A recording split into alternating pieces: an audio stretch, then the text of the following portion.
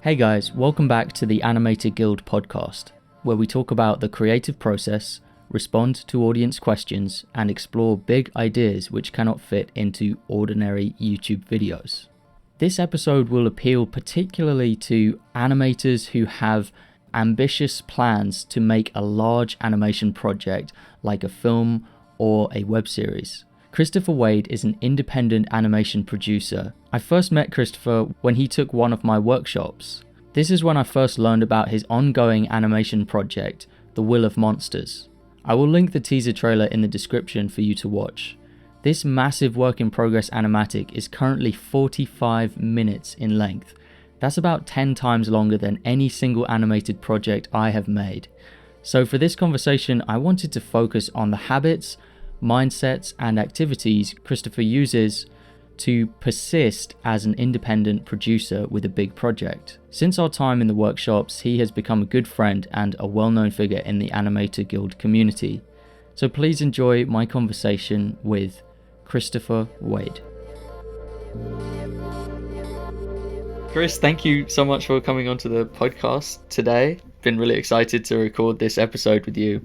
Cool. Yeah, it's my pleasure. Very briefly, Christopher Wade is an animator, an animation creator, I guess you could say, and filmmaker. Is that correct? Would you say? I'd say that's correct. You've made films as well. I've seen your films. So they've been fun to create. Yeah. Yeah. Little shorts here and there, but yeah, that's what I do. And the main kind of theme or the through line of this episode is going to be about animated series, creating an animated series. I think Chris here is someone who has real experience in just powering through with creating that dream project. So what better person to ask certain questions about creating an animated series? I always feel like with me, I'm too... I'm not really the right person to ask because I'm not making an animated series. I'm very content with creating shorts. So, yeah. So your series, did I get the name right? It's The Will of Monsters. That is absolutely correct. Okay, yeah. I'm relieved I got it right. No, I was worried there for a second I got the name wrong. No, it's cool. I've changed the name a couple of times, so it's perfectly fine. Yeah. Could you explain what it is or what the story is behind it? You've got certain characters. I've been fortunate enough to take a look at it, get that sneak peek, early access. Yeah. So The Will of Monsters, starting out right now, is an action-adventure fantasy animated film. It stars a young witch named Pi, who teams up with two bumbling scarecrows, and they have to partner together in order to survive a night, just one whole night, against a violent, deadly flock of crows. This film acts as a first episode to an eventual series that I'm working on right now. So that is the long and short of it. All right. Yeah, and should I be calling it a series? I'm going to rename this. It's series or film or big project. Yeah. I think calling it a big project is big fine. Project. Series or film. Yeah. Big animated projects. Big scary animated projects. Yeah, scary is the apt word for this actually. So the other kind of thing that I always ask people is, I'm very future oriented. I like to think about the future and plan for the future. So what is your intention with this project? And I also want to get a feel for like best case scenario, what's your dream with it moving forward? My dream with this project moving forward is to be able to pitch it to different streaming agencies such as Netflix or such as Hulu or even Amazon Prime, to get them interested in taking this film that I'm using as a test subject and financing it and expanding it as a series. That's my biggest intention, just making it to a nice 4-tier season kind of cartoon episodic adventure. And that's the hope, is to have it play on the mainstream so audiences everywhere can be able to view it at their leisure. If a corporate agency chooses not to, then that's fine. I actually wouldn't mind it getting crowdfunded in some way, shape, or form. I think that these are really incredible times with 2D animation, and what fans can be able to deliver to it if we all band together to do something like that. Yeah, yeah, absolutely. And I like your answer there. I mean, it's an interesting answer because you started with the aim is to get it seen, which is like, that means that first you've kind of got two steps in there. The first one is like a preliminary goal that you need, which is, I've got to get this seen by the major studios. If that doesn't work, then crowdfunding. But Yeah. just getting it finished so that it can be seen is also an achievement. Yeah, it's definitely, I've made quite the mountain for myself to climb, haven't I? Yikes. Well, yeah, you've broken it into two steps there, Yeah. because it could be too overwhelming otherwise. Very, very much so. I've known people who have kind of given up on their projects because they've pitched and they've been told no a bunch of times. And I'm not the type of person who likes to present an idea that I've been sitting on, have been working on, slaved on for who God knows how long, only to be told by someone else, no, I don't. Yeah. I like the opportunity to be able to work with someone, to be able to work with a company, so we both can have a mutual relationship on how the story can grow. Yeah. But if they choose not to otherwise, there's no reason why I can't try and figure it out myself. Yeah. I think that I'm just not the kind of person who says, no, I guess that's it. No, there's plenty of other ways that creators these days, that creators of today can push forward with their own dreams and their own projects. Yeah, absolutely. And with the big brands like Netflix, maybe not so much Netflix, because that is a kind of everything brand, everything. They kind of want to branch out in all directions, or at least in a lot of directions. But if you were to pitch something to, I don't know, Cartoon Network, Disney, Nickelodeon, they're brands, and they have a certain brand that they have to conform to. So any project they take on has to be part of that brand. You're not going to see Disney Kids Television doing a season of Game of Thrones style, story with beheadings and things. Definitely not. Not unless they decide to bring in the Muppets at some point, which, I mean, I'd totally be down for that, to be perfectly honest. Yeah. But no, different companies have their own mantra. They definitely have an image to keep up with in order to keep their company alive. And I think brand recognition is something that a lot of beginning creators kind of forget about. As you said, you can't just bring a Game of Thrones to Disney and think that'll fly. It's certainly not. You really have to adhere to what they want to some degree. And I think that's also important. But if it comes, even when you work hard on something and you bring it to them and it's supposedly matching up 100% to what you think their brand could be, they might also just say no. They might very friendly, very politely say, we decided to pass, decided to move on, but we'll keep you in our records. And that's perfectly viable. That's perfectly okay. Yeah. Sometimes companies sometimes they have a certain, and I hate to use the word product, but essentially when you bring a company these stories, you are essentially creating a product for them to sell. Yeah. To sell to audiences across the world. So if they think that this will probably not sell well, or this doesn't align one-to-one with them, that's okay. That doesn't mean that your personal journey with that story is over. It just means you have to change course. Yeah, and that's not to mention seasons. They go through seasons. Maybe they've already greenlit their quota for this season, or for this year, and so they're just like, well, we love the idea, but we can't. Like something like half the world's population is on the internet, maybe more.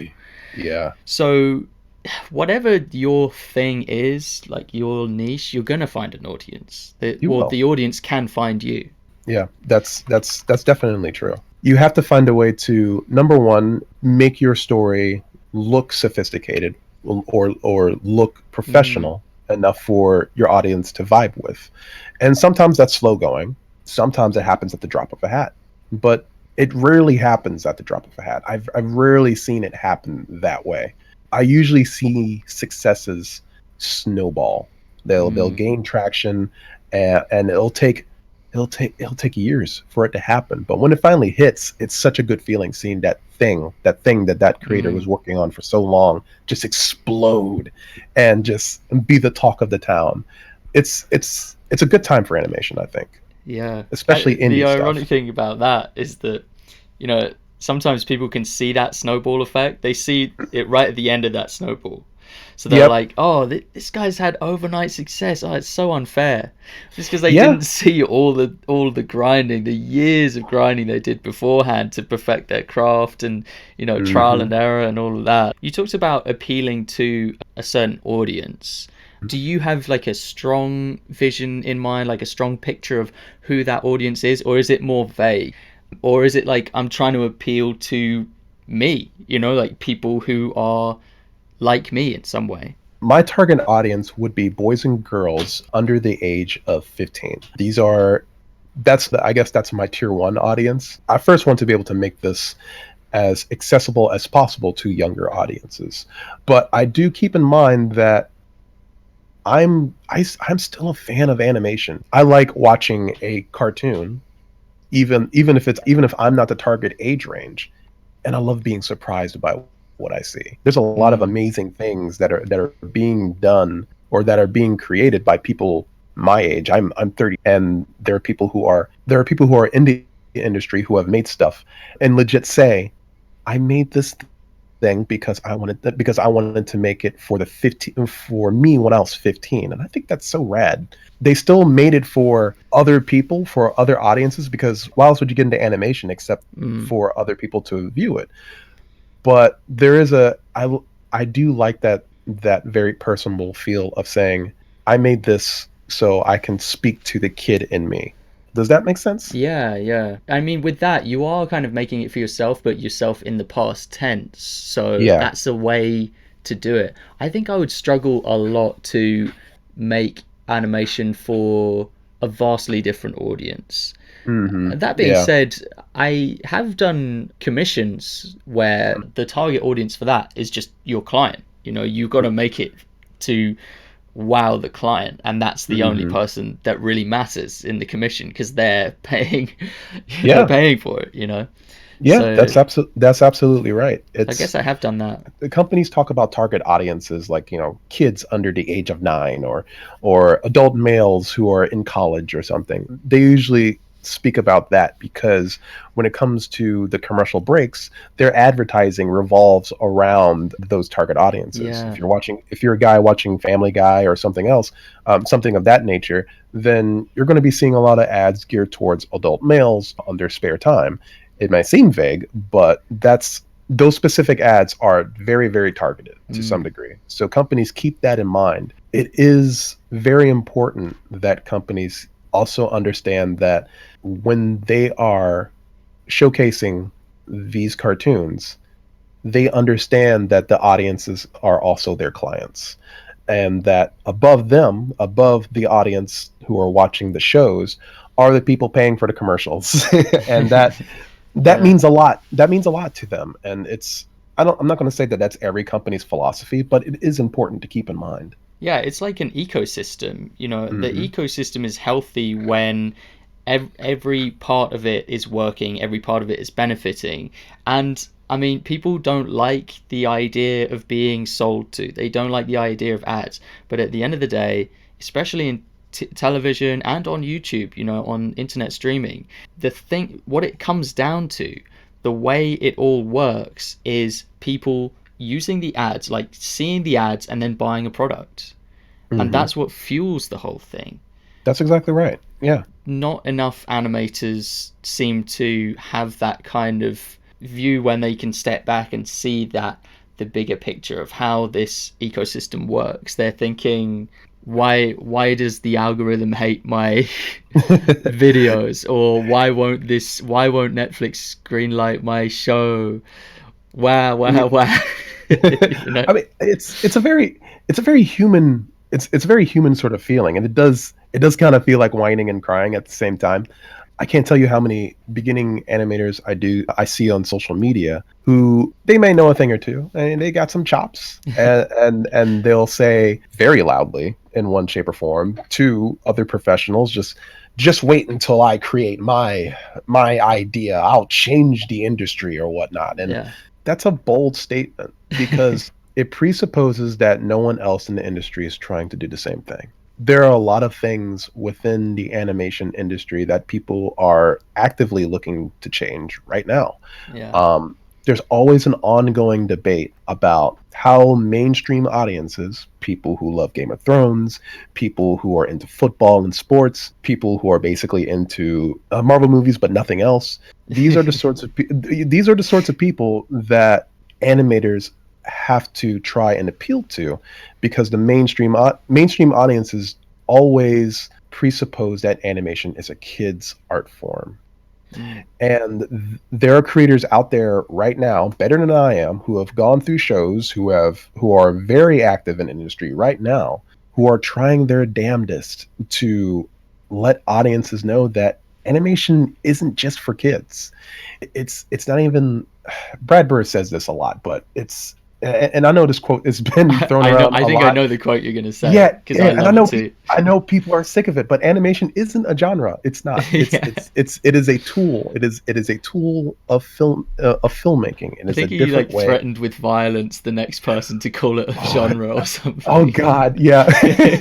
I see. Okay, so sidebar. I saw a cartoon. It was the new Wacky Races that straight up parodies that joke, and I love it so much because it's so frustrating to keep saying that to people. It's kind of become a joke within itself, right? Yeah, yeah, But these are the kinds of things that real professionals have to deal with in real life. A lot of people in the mainstream kind of poo-poo animation. yeah. They see it as kid stuff. And when I hear beginning animators talk about, I'm going to change the industry, and I'm like, good luck. I really want it to happen. but Yeah. but stronger, more experienced, older people are already out there doing that thing, and maybe animation needs to change a little differently, as opposed to just being about what we want our story to be. It's so hard to articulate because it's such a expansive topic. We can go around and around in circles on what animation needs, and at the end of the day, we all want to be able to tell a story in the best way we think is possible, and it's all about figuring out how to do it. Really, Yeah, yeah. And in certain ways, in certain ways, the case could be argued that, oh, you don't think animation is for adults? Well, actually, you watch animation all the time. You turn hmm on the news and there's a motion graphics demonstration of how the coronavirus is going through hmm the arteries of human hmm the human arteries. That's animation. Or yeah, you watch a Marvel movie, a lot of it's VFX, and hmm sometimes those rigs need to be animated by 3D animators, so it hmm might just not be the kind of Disney, Warner Bros, MGM style that people think of when they think of cartoons. But hmm you could kind of sidestep that. I think it just requires maybe studios, maybe artists as well, to just be bold with what they do and not dismiss an idea because you think it won't work for the demographic.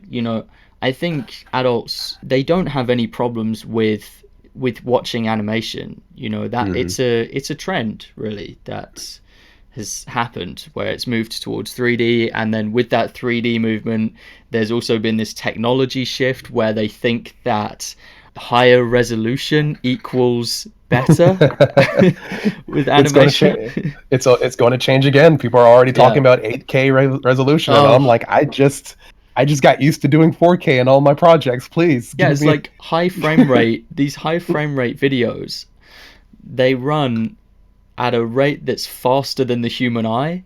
hmm So what's the point? in that It's extra like frame rate. You know, it's to put butts in seats at the movie theater, which it's a I don't weird know way how of much selling longer it, isn't it? Like you can it see is. this guy's face at incredible resolution, and it's like, I don't know, that doesn't appeal to me personally. I want to It's see it. something done on the other end of the spectrum with the creativity, the writing, things like that. Yeah, I do too. I would like to see animation tackle subjects that are a little bit less that are pretty overlooked Mm. as far as the mainstream is concerned, or at least as far as what we're used to. And I'm seeing a lot of really clever ideas done these days, whether or not it involves giving minorities better representation, Yeah. whether or not it involves having this crazy off the wall, very violent but very fun project taking place in hell, and I think and Has Been Hotel's a Yeah. really good indication of that. There's there are a lot of really fun ideas that say things in ways that we were taught not to explain in animation before, and that's Mm. something I would like to do with The Will of Monsters as well. Whether or not it gets picked up for reasons, that remains to be seen. But I'm optimistic. Do you think that will make it harder if you want to stray into new territory for animation? Do you think that will make it harder to pitch, or do you think it will make it better to pitch because that's like the defining thing, you know, that's the new thing you're bringing to the table which they can try out? It's a double-edged sword, right? In that regard, I want to say it will be difficult, but it kind of depends on which studio I bring it to. If Mm, I can't exactly bring a very action-packed kind of PG-13 storytelling to Nickelodeon's Nick Jr. department. no. But if I were to bring it to someone, say, to a company like VRV, it might be something different. They've had shows like Last Man show up under streaming services, and Right, Last yeah. Man is hellishly violent, I haven't deliciously heard of so. that actually. I'm gonna have Last to check that out. Last Man is great. It's got this really limited animation sort of vibe. It's very comic booky and anime in its aesthetic, but has very strong posing, very strong timing with its animation effects, and it's very impactful. I'll link it to you after the chat. That But sounds like that sounds really cool. I'm gonna have to check that out. Please do send yeah, it to me. yeah. If the internet at large has taught me one thing, is that things can can blow up in such a way that companies cannot ignore it. That's kind Mm. of the route I'm taking, and it's a bit of a risk because I'm putting in a lot of time and effort and money into this project. Yeah. But if it doesn't work out with the studio, I'll figure out another way. Yeah, like studios are now looking at the internet for Hmm. new ideas, for trends. You know, they're seeing if something goes viral on the internet, big studios actually take notice of that and they're like, I wonder if we can ride this wave, you know? Hmm. And so it's kind of in it's a little bit connected now. Everyone watches things on the internet, including film producers and filmmakers. So there's a kind of feedback loop system going on, and it's pretty interesting to look at. Yeah. Absolutely. I mean, Adventure Time is an incredible indicator of how big that cartoon got. Mm, It's the pitch was on. I'm sorry, the pilot was on YouTube for a very long time, and it cycled through a couple of different companies, landed at Cartoon Network. It became a hit, yeah. and the way it told its storytelling kind of defined how cartoons kind of lay out their stories to the current day. And I keep forgetting Adventure Time was in the early 2010s, was it? Yeah, it must be 2010s. It feels like that would be right. I'd have to Yeah, look it up, but it was a while, but now that generation of cartoons is kind of going away now. yeah. So Adventure Time has moved on to HBO Max. I'm not sure if Cartoon Network Studios is actively working on it. I haven't really dived into it, but it's changed how studios look at creator driven pitches, and times are so different. It's great now. I love it. All right. So let's talk a little bit about what your other major influences are for your animation. Sure. Just because that's something I said like, hey, I'll ask you that because it's one where we can name drop some more inspiring content for people. So, I mean, my first answer, as cliche it may be, is always going to be Who Framed Roger Rabbit. All right. And I know, I know it's very old. Almost, Classic. it is a classic. I remember it being showcased at film at high school and in an art school, and we didn't dive directly into the animation because the animation is just so crazy. Like these Yeah. are techniques that are made by masters, and we were clearly not ready Yeah. as beginners. But what I love about that film is that it's film. It doesn't try to classify itself as a cartoon, which in itself is film. But Who Framed Roger Rabbit is a great example on how to study film. You've got great actors like Bob Hoskins and Christopher Lloyd going back and forth at each other, hamming it up for the screen in the best way possible, doing amazing monologues. You've got great directors like Zemeckis who are running the show in ways that people thought that he was working on some cheap thing back in the day, and he blew everyone's socks off. The thing about Roger Rabbit is that it blends believability with reality. There are times when you can reach out and touch one of these characters. Yeah, at great expense as well. Yeah, great expense. All on once. hand painted, hand shaded, all on once. Oh, I can't imagine. It was a nightmare for those guys, but it opened up so many avenues for so many animators in the past. Yeah, like James Baxter worked on it, and I know that name is thrown around so much, but I mean, it's one of my favorites. Reason. It's for good reason. It's such a great film to study from because it is, in essence, what do movies do? They make you believe that what is in front of you is happening, and a good film will make you believe in the characters, will get you invested in their trials and tribulations, whether or not they fall, whether or not they succeed, their interests and relationships. And I do see a lot of animators who are way into their art form, but not way into what makes film.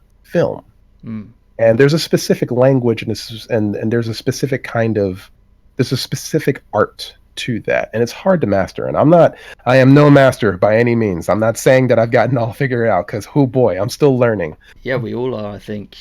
Yeah, but at the same time, we should never stop learning, and we should appreciate that animation can be something other than just a wacky cartoon, even if you're just making a wacky cartoon.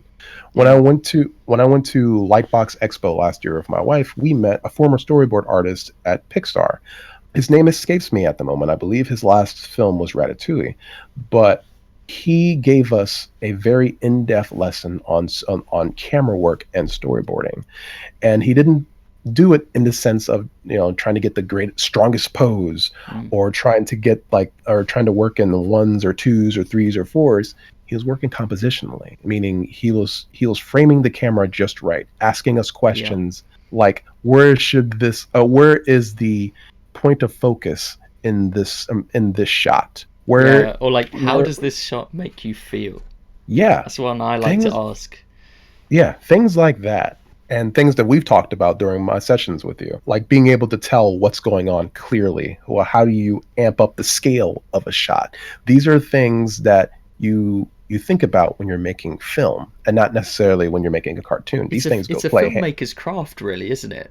Yeah, it's a filmmaker's craft. Absolutely. Because usually, traditionally in the animation process in a big studio, the animator would be handed either the keyframes if they're an assistant animator, or they'd be handed the storyboard. So someone's already made those decisions of what angle is this shot going to be at, what are the different things in it, what's the layout, how's the camera going to move. That would be done by layout team, because it was all compartmentalized. With independent animation filmmaking, that's what we're doing, really. You have to do all of it, so you have to be a jack of all trades. You have to, in some degree, you should. And there's a book by David Levy on directing for animation, where he talks about wearing all kinds of hats. And there were times in his career on productions like Blue's Clues. I've only read one book from him, and that was about career advice for animation. Is it that one? He's got 3 books. Oh, he's got One, 3. yeah. So let me see. I can't find it at the moment. It's somewhere on my shelf. But he's got one for directing animation, one for animation production, and one for the career development, Yeah. as he said. And I think that one's geared towards indie animators. But essentially, he talks about like him and his coworkers would switch roles from animator or character animator to just Right. to maybe a role in background art or a role in sound mixing. They would kind of switch it up every so often. And the goal in doing that was to figure out what the other team was dealing with in the filmmaking process. Right. Yeah. Really And important. yeah, and it wasn't just so like they could just kind of puff out their chest and say, "Yeah, I've done this," and they could put it on their resume. Mm. It was more of an exercise to know what a sound mixer or what a background illustrator, a background designer or a character designer, what the other team's schedule was like. So when Yeah. they go back to their role sitting in the seat, when it's time to work on their part of the film or series, they know what the other people are dealing with. They know how the schedule is going to impact them in the entire production. Yeah, and they Um, can actually change their tactics because they know, like if it's the storyboarder and he knows because he's spent a week or a day as the layout artist. Okay, I'm gonna mark it like this to let the layout artist know because I know working as a layout artist that this was always getting miscommunicated or whatever. yeah, it's really important for animators to not just know character animation or know how to just make really cool explosions, electricity, or impact frames, or the really awesome stuff that we see in Sakuga all the time. Mm, I mean, that stuff is amazing. I love it. But we also need to know how film works, because one absolutely. day we're not always going to have an action scene to work on. One day we're going to Yeah. have just a plain character scene, or maybe someone's already gotten the job and we might have to shift gears just a little bit and take on a different role. It Yeah, and in happens. my mind, animation exists within film. Yes. It's a medium within film. Hmm. So, you are a filmmaker by being an animator, or at least if you're an animation producer. I know if you are a pure animator, then maybe you could argue that you're not. You could consider yourself closer to an actor. If you're a character animator, you could consider yourself to be like that.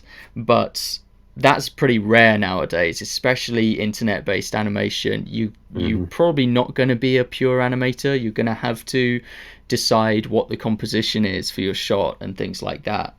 You have to be the director of photography, where Yeah, you have to choose what the best shot for this moment for that character is, or even for the audience. yeah, What is the best way to view this story in that second? That's something we all have to continue to learn. yeah. Another interesting thing I think is that we actually know a lot more intuitively than we would imagine. Because I remember back in the day when I was doing my first little animations by myself in Flash, just all in Flash. You'd export it from Flash and that would be it. You'd put it onto Hmm. Newgrounds. Yep. Then Uh, you walk away. you You hope walk for the away. best. Yeah, yeah. And I didn't know there was a thing called storyboarding. I didn't know there was a thing called layout. I didn't know there was a thing called keyframe animation. But I went from having no animation to having an animation, and it was all this kind of medley, weird process of just trial and error. But I got there in the end, and I Yeah. worked on just pure instinct. And I think if Hmm. you're a person who has grown up watching films, some of that's going to rub off on you, and you're going to pick some things up. Yeah. Yeah. I do kind of subscribe to the idea that we kind of innately study movies, just because there's so much of them nowadays. Yeah, Like we get a rush of endorphins when something really cool happens on screen, or when a character does something that's very poignant. Our minds pick up on that, and yeah, it's sort of like visual osmosis, I guess. yeah, It's not all the time. It's not one to one. I mean, just because you viewed a thing doesn't mean you can correctly execute it. But it does give you an idea of when you're making a project, when you're making that big grand thing. To some degree, you have a bit of a compass, and it's guiding you to some point in the story that you want to create. Yeah. And maybe you want to maybe you want to emulate those vibes that you got from that one scene where that character, oh, I don't know, hurls a pizza on top of the roof of his house out of frustration or something. Maybe you want to emulate that feeling, or get the uncomfortable vibes that you got from movies or shows or stories where they talk about something that you wouldn't necessarily see elsewhere. Mm. I do think that sort of osmosis does occur, but there is also the just figuring out how to execute that thing that we're all always having to learn over and over again in one shape, in one way, shape, or form. Yeah. Well, yeah, I mean, you talked about, you mentioned big explosions, really impressive Sakuga animation, like things that impress. Hmm. And just going back to Roger Rabbit real quick, like the immersion was excellent. This is no criticism on Roger Rabbit. It's a criticism on me as a Hmm. animator. I watched that, and when Jessica Rabbit pulls the handkerchief out of his top pocket and the Hmm. performance. Yeah.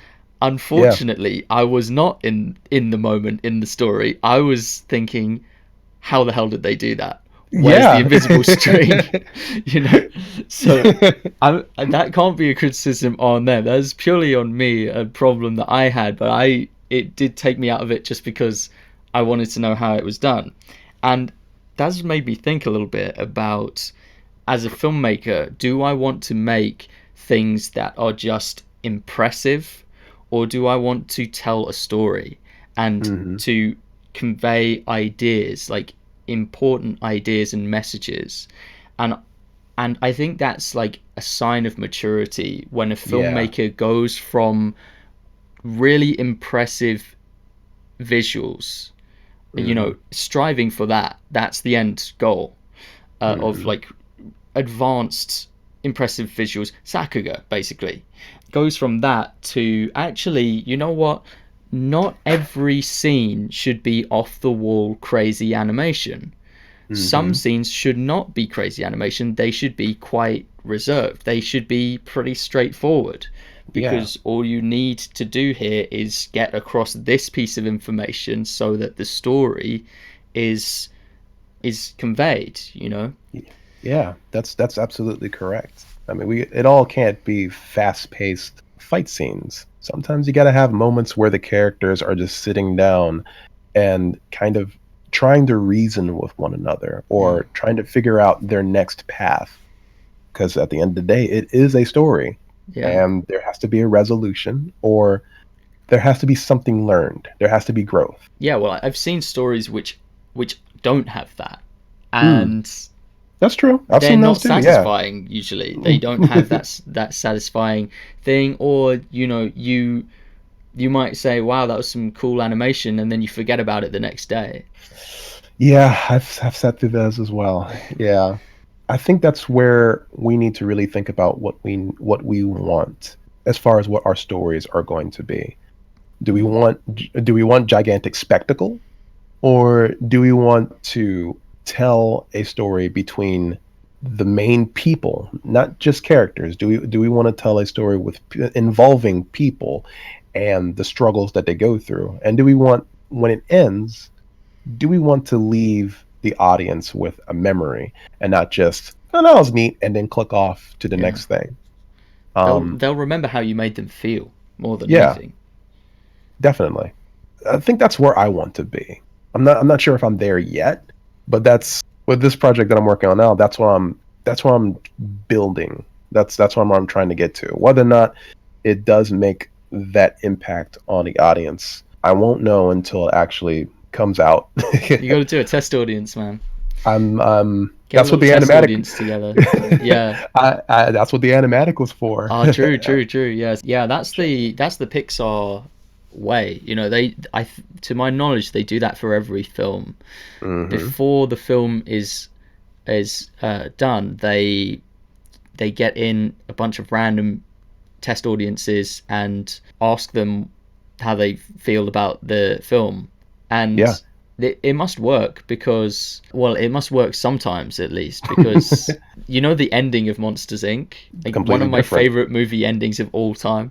Mm-hmm. Yeah, apparently they didn't have that at the beginning. You know, when he opens the door Yeah. and there's the, you know, you hear her say "Kitty." Yeah, and They it's didn't have that in, and the audience said, we'd really like to know, you know, if he ever sees her again. sometimes a test audience can be great. Yeah. You know, I know what I kind of go on social media for film opinions, just to see what everybody's saying. And Mm. sometimes I'll see commenters kind of begrudging the fact that, oh no, the test audience has ruined this. And I But they mean, have a point as well, I well, think. I was about to say, like, you know, I'm part of that group sometimes. Yeah. But sometimes in that respect, test audiences can be good. Having a nice Yeah. clear resolution, or something that gives, not clairvoyance, what is the word I'm looking for? Catharsis. Mm. Something good that gives a healthy dose of, it's done Yeah. and all is right. Like, this is how the story is supposed to Yeah, end, for sometimes you better just or got to give worse. people what they want, you know, and that's the best Yeah, thing you can do for them. it's a satisfying feeling. From what I understand, like Pixar and Disney, and I'm sure other studios do this as well. They test internally with different teams several times. I can't even say many, because after watching Zootopia and watching the behind the scenes of Zootopia, the beginning concepts of Zootopia was phenomenally different than what they ended off with. If I understand correctly, Zootopia was a Disney film itself, and they were passing back notes between Disney's internal teams and Pixar's internal teams. And there was a point where the predators were wearing these braces around their necks to kind of like keep them from going savage, Oh, really? or whatever. Yeah, and it said several things. I'm not sure if I'm not sure how I feel about it, but there was the notes that Disney got back. They weren't altogether positive, so they kind of had to just throw that out. There was a scene where, I want to say polar bear, but let's just call him a bear for the purposes of this cast. Yeah. There's a bear parent celebrating a birthday for their child, obviously a bear cub. The bear parent opens the box and gives them the brace, gives them the neck brace, and the kid is so happy. But the brace itself senses that the bear cub, a predator, is kind of getting overstimulated, and it sends them a shock, Oh and my God. the kid kind of the kid calms down, but you can tell how hurt he was, and then he understood without words what this brace meant. And I'm mixed as far as that's It doesn't concerned, sound because quite right. It sounds like they refined it a fair bit from there. oh yeah, they definitely took the braces. They did something else with the braces. It's been a while since I've seen Zootopia, but man, I it haven't seen it. was, I got to admit, I haven't seen Zootopia. oh well. But I'd be You're interested not in going the behind the scenes, even if I haven't seen it. Well, I should probably watch the film first if I well, do. you're not going to be seeing that scene, that's for sure. it was it was a pretty dark moment for that, but the notes that they got back, basically it wasn't working story wise, so Disney had to throw it out, and we have Zootopia for what it is, and you can go check it out for yourself. That scene ain't in there, so it's kind of amazing hearing about all the work that several different animation studios have to do during production, that involve rewriting the story, throwing some elements out, having to rework it from scratch, which same. That's hard. You know, that Yeah. it can be really hard throwing something out that you've worked hard on. hmm I definitely know that feeling. But you know what I Uh, say about that? It's like it's sculpting. You know, you gotta sometimes you gotta chisel bits away. yeah, You know. yeah, it definitely is. The version of the Will of Monsters that is a teaser right now, that I've been throwing out since November, that's actually not the first version of this project. There's an earlier version back in 2011 that's sitting on my YouTube page, which I will not link here. And it's not great. It's phenomenally different from what I have now. That's good. You can But look back at it and see that's not great. Now it's gotten a lot better. yeah, yeah, I'm definitely proud of how. I know that sounds egotistical, but I am proud No, of you how should be far. proud. Yeah, Yeah. I'm proud of how far it's come so far. It means that the all the studying that I've been I'm putting my nose to the grindstone for has been paying off. So we'll see what the future holds on that. Yeah, let me ask you about that, the process of creating this, because I know just from knowing you for a while that this has been a long time in the works. Yeah. Like a long time. And Hmm. I just hosted the Animated Guild Film Contest Hmm. 2020, and people were surprised. I was also quite surprised at the steep drop off rate for people who signed on to say they would make an animation, and Hmm. then the people who actually did make that animation they said they were going to make. Ah, I yeah. believe it was over 450 people signed on to say they were going to make an animation. And bear in mind, they had a year from when it was announced.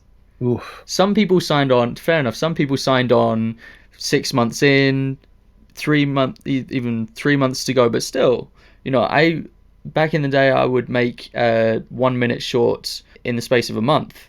Hmm. So it can be done. Yeah. But so for over 450 people, and less than 20 people actually had their film shown. I think it was Yeah. maybe 17 entries Yeah. in total. Yeah. So Animation is yeah, hard. It's it is very hard. difficult.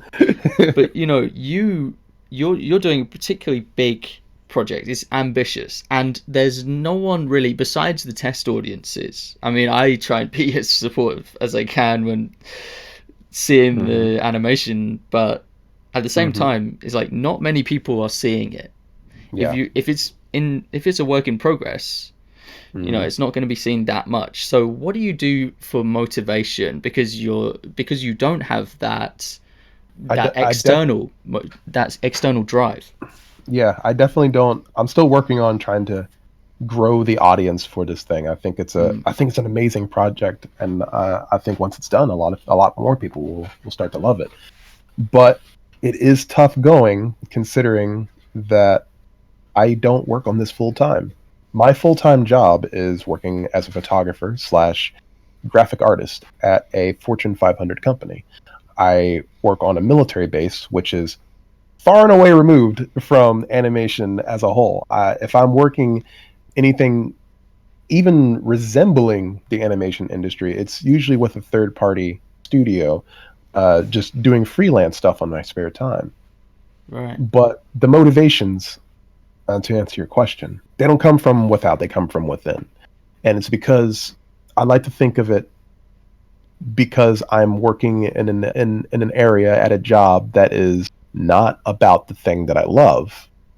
So when I get home, all my creative juices are just raring to just explode onto the screen. I'm just ready to just Yeah. throw them into my pen or into my It's stylus. like you've been Uh, storing up the ideas hmm. for the whole That's day. exactly right. Yep. If I if I have an opportunity on my lunch break, then I'll write what I'm about to animate. I'll do a sketch or do a quick doodle, and I'll say, yeah, we're gonna keep this. We're just 6 more hours. Yeah. Oh, man. um, I'm I'm not the only person out there who is working a job that is not what they truly want. There are millions of people out there who are more qualified than I, who are working somewhere like KFC or something, Yeah. and it's not what they want. But at the end of the day, maybe once or twice of the week, I might be too tired from work to work on anything, and I have to get to bed and sleep, or else I will be late to work the next morning, Yeah. and that destroys everything. If I lose this job, then I don't have money to pay artists to help me work on this project. Yeah. But that said, even if those couple times out of the week I may not work on anything, I dedicate hours after I get home to work on something. No matter how small, no matter how big, I take my stylus, I either go into Flash or nowadays I go into Clip Studio Paint and I'm sorry, Clip Studio Paint and TV Paint, and I get to work. Character animation, character designs, talking with artists, making sure that certain designs are one to one with what I want, working with a background artist to make sure that it's looking correct to how the characters are going to be staged versus Yeah. how the audience is going to perceive the animation. Things like that are what keep me motivated. When I'm at work, from 9 o'clock to 5 o'clock in the evening, sometimes longer, Yeah. I know I have my project, which in my egotistical brain will be better than anything I will ever work at my job. Yeah. That's how I look at it. And it's tough trying to get that motivation out of you because you are tired. Not only is it 9 to 5 at the job, if you're like me who is trying to create their big project but still has a full-time gig, then you're also dealing with traffic. Right. But either way, if you want this thing to work out, you got to find a way. So Like, if you have like an hour to spare at the end of the day, just an hour, you just an can hour. find something that's going to progress you to Hmm. fit it within that hour. Yeah. There was a long time when I did not play video games, like, Mm. at all. And I wanted to. I had a bunch of games on my Nintendo Switch, which is an incredible console. I love that thing so much. Um, but if I wanted to get this teaser out the door, I couldn't play it. It It's had to sit right where, priorities. yeah, it had to that Nintendo Switch will be right where it is. It's not going to disintegrate. It will be ready for me the next day. See, And I can see, yeah, I can see opportunity there for a reward system. I like to set up mhm, the reward systems like, once that pilot is out the door, you can you can play to your heart's content. yeah, That's the kind of thing I think. And then, when you're sort of rendering and mhm, re-rendering files, you've seen a bug in it or anything grueling like that, the yeah, grind. It's just like that Nintendo Switch is waiting for me. yeah, it is. Yeah. But even now, the teaser's done. I still have work to do because I'm actively working on the production now. There are things I would like to do. I mean, obviously, we're in quarantine right now, so I ain't got time to see friends. It Mm. is what it is. There are games that I would like to play. There are new recipes I would love to cook up, which I've set aside time to do. But I still have a schedule that I try and keep. And right now, since things are, I don't want to say chill, they're a little scary out there. Yeah. Let's not mince words. Yeah, it's changing things. Yeah, but here in my home, and this might be the case with everyone else's home, I can spare some time. I can spare some time to talk with other artists. I can spare some time to talk with logo designers and say, "Hey, do you have some time to kind of whip up a new title for my film that I'm working on?" Yeah. I could I could I can learn different programs. I love TV Paint. I will never go back to Flash, ever, if I can help it. Yeah, you've joined the TV Paint crew now. I definitely have. It is really good. Yes, that's Um, +1. yeah, I can't say I've learned it 100%, but I like it. I like what I'm able to Good. do in this program. I've learned Clip Studio Paint. I've learned Toon Boom. I've taught my. Wow, you are versatile. I'm trying That's to. I'm basically trying to all the be. big ones. Wow, I can't say this is all me. My wife has definitely helped. I mean, and that's awesome. she definitely keeps me on my toes as far as getting work done as well. Ah, okay, that's And good. she's really good at supporting me when if I need something. I'm blessed that I have someone in my life to be like, "Hey, there's these cool animation courses out here. It costs money, but we can buy them together and we can learn together." And that's cool. I guess I don't want to use her as a piece of outside motivation, but that is true. She does motivate me. That's the secret, guys. Get an awesome wife. Easier said than done, I think. It is very much easier said than done. A lot of trial and error. Let's put it that. That's where I'm at. It comes from within. for the most part. And when I can't do the rest, then I have someone that can pick me back up. And it doesn't have to be a wife. Let me put it that way. It can be a really good friend. It could be a very ambitious family member who is there just pushing you along. And sometimes all it takes is just for you to listen. I mean, not everyone's situation is mine. Some situations are a lot better, some situations are a lot worse. But hopefully there is someone out there who can nudge you along. And I think it's important not to take them for granted. Yeah, and if you don't have one of those people in your immediate life, your family and whatnot, Hmm. you can come onto the Animator Guild Discord group, Hmm. Yeah. and you'll probably find someone there. There's like 5,000 people on there or something crazy like that. Yeah. Yeah. There's a lot of, I've met a good deal of artists and animators who I can now say are my friends at this point on the Animators Guild. There's a Same. lot of good people on there. Yeah. And they're all in that kind of thing of supporting each other. We build each other up in Hmm. there, and I think that's the kind of community you want, and that's the kind of people you want to surround yourself with as an artist. Your temperament. Some people, I have met people who really respond very well to negative motivation. They want to Mm. prove everyone wrong, and that drives them better than any kind of positive motivation. I have met people like that, but Yeah. I mean, especially for artists, the more common thing I see is for artists to there tends to be a deficit of motivation or of self esteem in art. Mm. So it tends to be the other way around, I think. Yeah. Yeah. I've noticed that there are a lot of artists who are, no matter how good that their art is, I do meet artists who are scared to put their best foot forward as far as landing a job in the industry, no matter what their skill level is. And sometimes you just got to go for it. Yeah. I mean, even if the answer is no, even if the answer is not what you want, and sometimes that door isn't meant to be opened for you. I'm not saying that, dear listener, your art isn't that good. Please don't try. I'm saying that sometimes, no matter how amazing your art is, now may not be the time. Now may be a good time for you to develop something yourself and to see how far you can get. No matter what happens, you can learn from the experience. Yeah.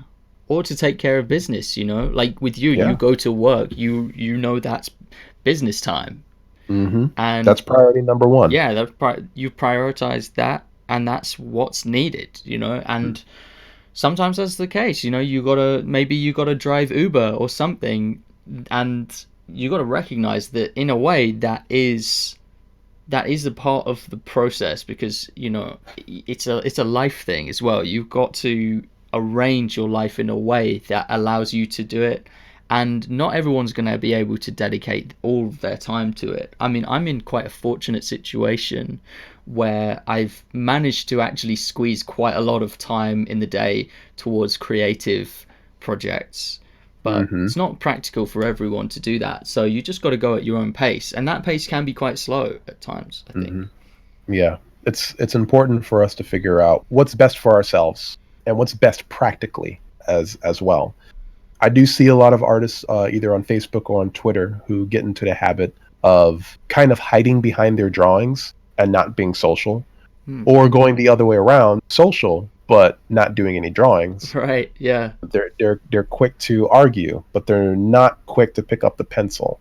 Or someone is too quick to pick up a pencil without knowing what it's like to work with another individual, because that's what the animation industry does, is working with other individuals. There's no such thing as a man being their own island in the industry. It's not possible. You have to work with other people if you're in a pipeline like that. No matter if you're a director or a storyboarder or a background illustrator, you have people working beside you, under you, somewhere across the internet from you, and you have to prepare your files for them. But no matter what the case, you have to try your damnedest to be as professional as possible and to treat people respectfully within animation. Oh yeah. I love this field. I love it a lot. There's a lot visually that we can do. But from time to time I do hear stories about people not treating other people correctly within the industry, and Oh yeah. it's I think sad. that goes It without happens. saying, Yeah. It's going to be it's going to be anywhere, no matter what happens. But it's best to be prepared as best as possible to be professional, to be the person who can still pump out quality product and work with other people in a respectful way. Yeah, I mean, I think the thing that I struggle with is definitely that collaborating with others, interacting, but not on a sort of messaging basis. I'm fine with messaging and talking face to face, but more of like struggling to let go of control. If it's like your baby, you've had the idea, you've kind of brought it, you've raised it up, you've made it yourself. That's a tough hill to walk as a director. Or as a creator by yourself. That's really tough, because either you listen to other people's opinions on how the story should go, or they listen to you. And that's a hard tightrope to walk, because only you can see the end of this thing. And it's up to everyone else to bring their A game and help you define what that vision looks like. And it's tough giving up that control. I have that. There was a moment, I'll give you an anecdote. There was a moment when working in the teaser where my background designer, Sarah Gavigan, she threw out this amazing overhead shot of the giant pumpkin where my 3 characters sit on. I've seen some of her artwork, from the background. So she is amazing, yeah. Yeah, and she gives me a few different concepts. And the concept that she gives me that I liked most, for some reason, was a white, kind of gray-toned pumpkin. And me and my brain, I had a knee-jerk reaction, because I was like, pumpkins don't look white. What is she doing? I was like, no. And I wanted to really type up a really long explanation about why I wanted an orange pumpkin. But when I really thought about it, I was like, it's complete nonsense. She was one step ahead of you. She was thinking in terms of contrast, that these characters need to pop out in front of a large object, and all 3 of my characters lean towards darker colors. Yeah. So she needs something a little bit more bright to put behind them. Also, when it comes to Halloween cartoons, orange pumpkins are really overdone. Yeah. So she was ahead of me on that. And when I thought about it, I didn't send the message, because I thought because I really sat with it for like a good day or so, and I was like, damn, she is good. And I had to let it go. I was like, fuck, she got me. Okay. You erased it and just replaced it with "you are good." Yeah, essentially. Is it a Halloween cartoon, or is it not aiming to be? It's just got pumpkins in it. It's just got pumpkins with it, but I thought so. I know that there are people who look at it, they're going to associate it immediately with Halloween, and I'm okay with that. I think the only problem is this is me and my knee-jerk reaction again, is that whenever a Halloween has anything remotely dealing with scarecrows or witches or something, I'm like, oh no, someone's already done it. They've stolen my idea. What do I do? Oh no, they own scarecrows. They own the IP. I wrestled with that with Hotel Transylvania, and really?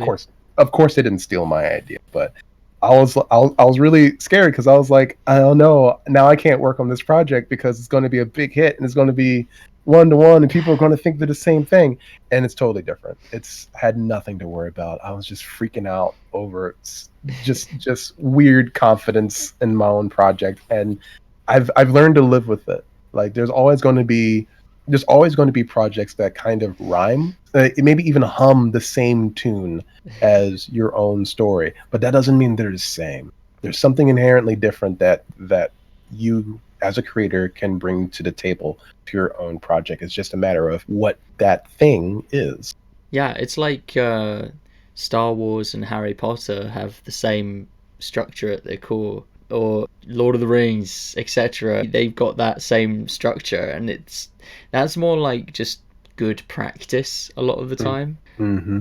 They have very similar epic energy to them. They're all fundamentally very different. At the same time, they feel very similar to one another, and maybe that's good. Well, it's just I'm just thinking of the structure, of the sort of archetypes of characters as well, the hero's journey. Yeah, other than that, they're very different in many ways. That's the hero's journey is a very good well, I don't want to say recipe. It is a very good guideline when you're trying Yeah. to match up with how those movies kind of operate. And there's Like you lots can of just, creativity within it as well. hmm It's not yeah. it's not cliche, it's not unoriginal just if you're using the sort of hero's journey or 3-act structure. It's you can. It all depends on what you do with it. Yeah.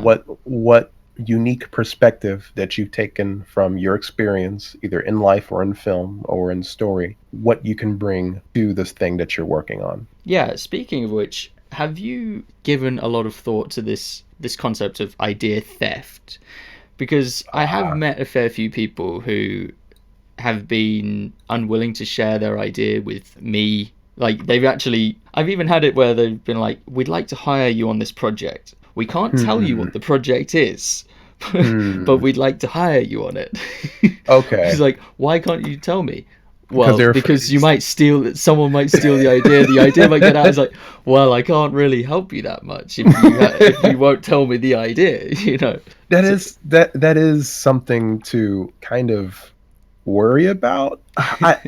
Okay, so when I was in college, I kind of used that as a cheat because I had another grand story idea that spanned several seasons down the road, but I kept it to myself because I was afraid that other people would kind of take it or it wasn't ready. hmm, But that was, for me personally, that was a bit of a cheat because it was an excuse for me to kind of keep the project to myself and not throw it out to people, you know. yeah, it also meant Um, it's not going to be criticized.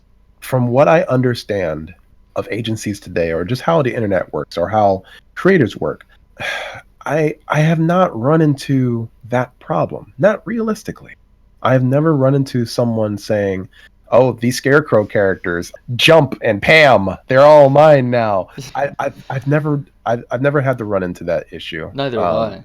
And I have heard of it happening to other people, but it's quickly resolved. And the reason being is because either A, someone was smart enough to register their work with the Copyright Art Office here in the U.S., which is extremely easy to do. I've done it myself just to have it done. Or there are call outs to people who actually try their damnedest to steal artwork or to Right. steal ideas. And in that case, it's generally the person who has the best track record wins. You know, like Basically. if it's a if it's your character and it's like it's got Christopher Wade written all over it. Like I can Yeah. see from your past work, yeah, this is hmm totally consistent with your kind of character design hmm sensibility. You know, Yeah, you know who it is right from the get go, yeah, and it's kind of hard to pass off characters as your own when one you don't draw like this other person draws, and the character designs already look not like that other person's. I'm trying to recall a lesson that I learned from Joe Murray, the creator of Rocko's Modern Life from Nickelodeon. He has a book based on that very thing. And if I remember correctly, he says that it's not something you inherently have to worry about.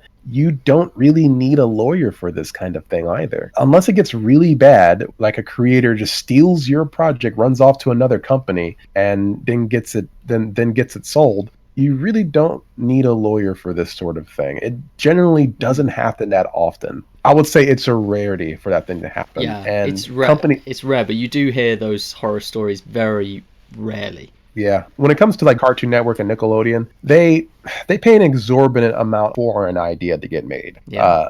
a ridiculous amount of money. So they dot their I's and they cross their T's just to be sure if the creator is who they said they are. But when it comes to online, when you're independently making your own project, you really don't have much to worry about, especially if you put something online. If you are worried, or if you just want to make doubly sure that someone could look up your project and know that it's you, there is, or here in the US, if you go to www.copyright.gov, you can go to places and register your work with the Copyright Office. So it's legit yours under your name. You just have to provide documentation of what you've created and what those designs are with your signature with them.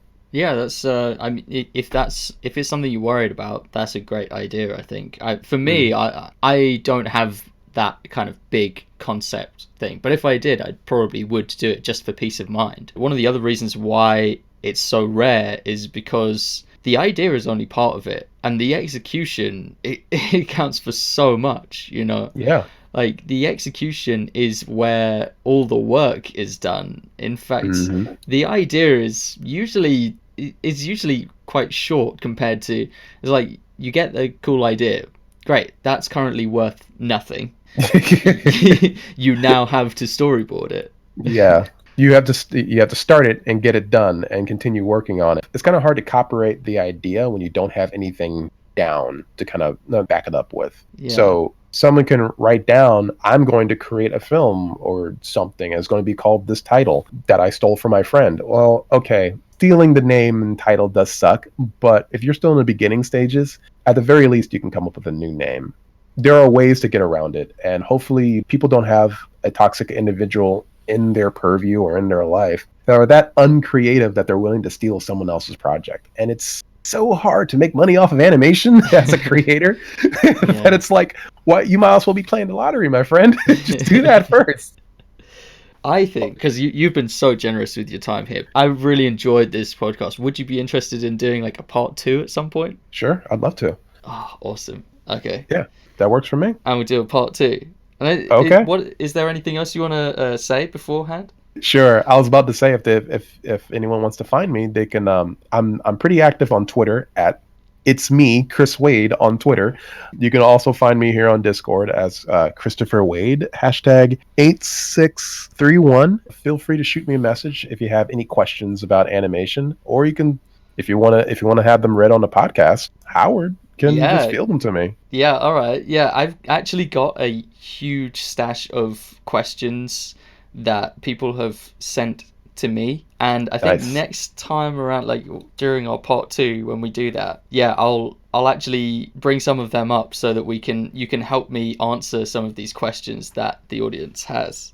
Yeah, that'd be great. I'm down. Well, thank you so much for taking the time to come on the podcast. I've really enjoyed it here. The pleasure is mine. Thanks for bringing me on. Yeah, all right. Well, I will end it there, I think. All right. Thank you, Howard. Yeah, thank you so much. I hope you enjoyed that interview. Thank you very much to my supporters on Patreon who help to make these videos possible, especially Jesse Labrie, Victor Helt, and Sonia. If you are interested in supporting the creation of this podcast and the other videos on this channel, the link to my Patreon page will also be in the description. Subscribe for more, and I will catch you in the next one. Goodbye.